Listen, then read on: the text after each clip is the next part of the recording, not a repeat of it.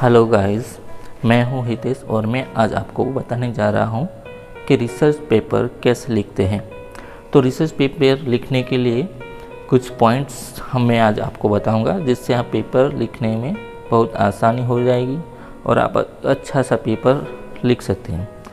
तो सबसे पहले तो रिसर्च पेपर अगर आपको लिखना है तो रिसर्च पेपर लिखने के लिए अपने आप को प्रश्न कीजिए, अपने आप से प्रश्न कीजिए कि कुछ ऐसा चुनिए, ऐसा आपको पसंद करना है कि मैं क्या लिखूं, किस सब्जेक्ट पे पेपर लिखूं।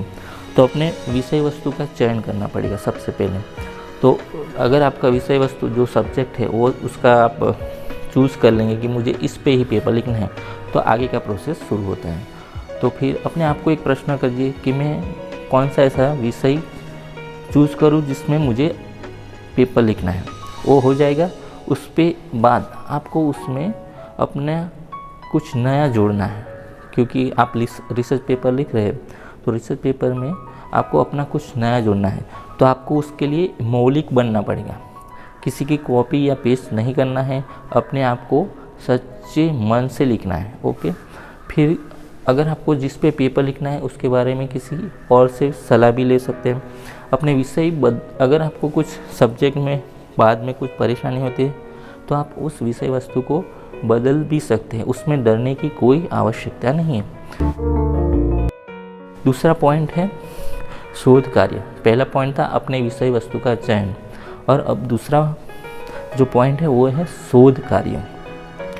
तो शोध कार्य के लिए शोध की शुरुआत कीजिए। शोध यानी रिसर्च, तो रिसर्च की शुरुआत कीजिए।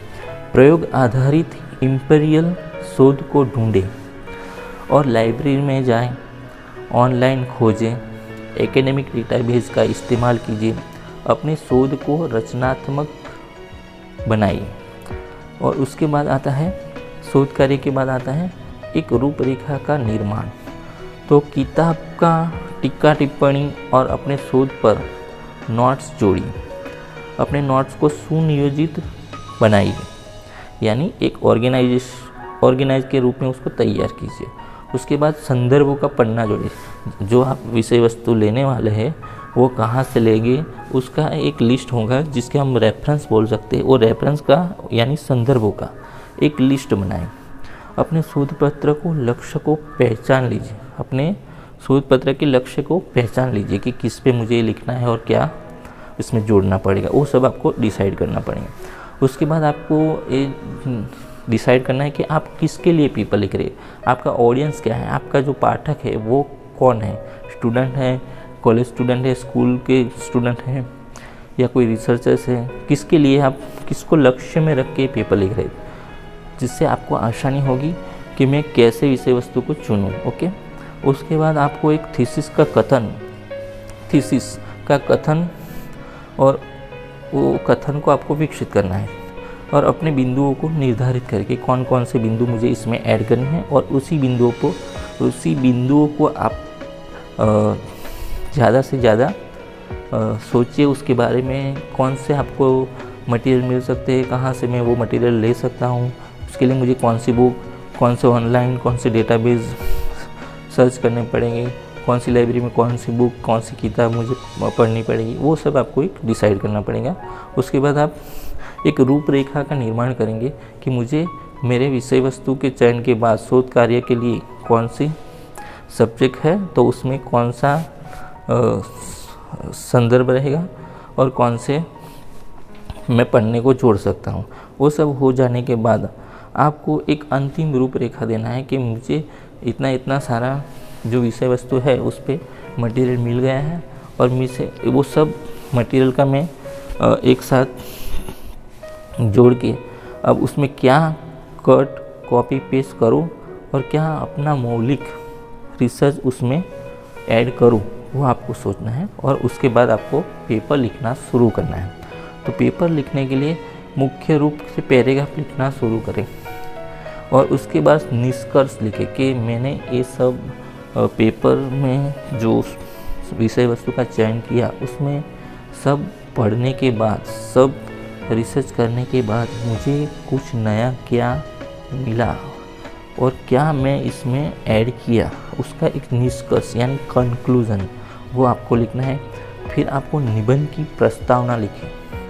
निबंध जो होता है तो वो जो निबंध यानी कि रिसर्च पेपर को, उसमें आप क्या आपने रिसर्च किया है और आप क्या पूरे आर्टिकल में क्या बताने वाले हैं, क्या आपने सोच की है, तो वो पहले आप शॉर्ट में प्रस्तावना में वो लिख सकते हैं।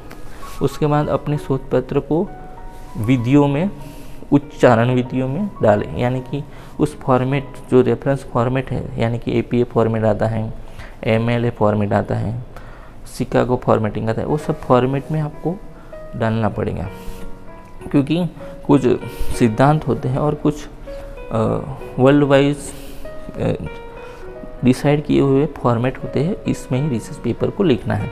वो बाद में आपको डिटेल्स में दूसरे वीडियो में बताऊंगा।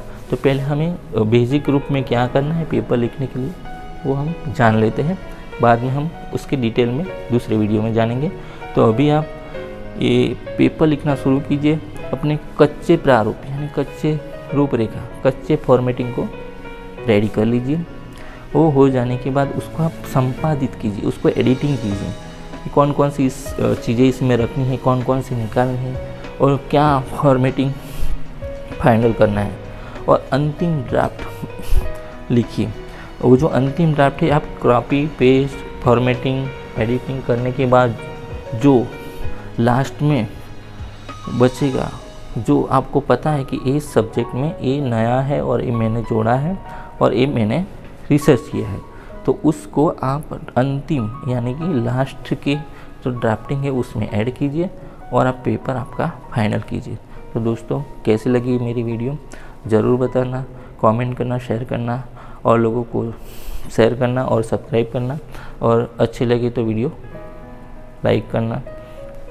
और अगर ऐसी वीडियो आप और चाहते हैं और कौन से सब्जेक्ट में मैं और वीडियो बनाऊं तो आप मुझे कमेंट में बता सकते हैं।